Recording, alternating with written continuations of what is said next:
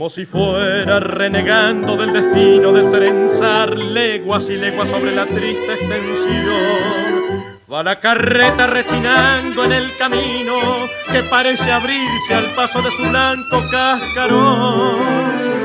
Cuando chilla la osamenta, señal que viene tormenta, un soplo fresco va rizando los potreros y hacen bulla los horneros anunciando el chaparrón.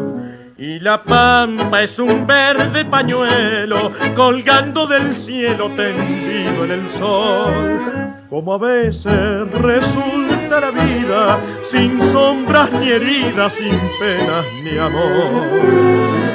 El viento de la cañada trae gusto a tierra mojada y en el canto del viejo boyero parece el pampero soplar su dolor.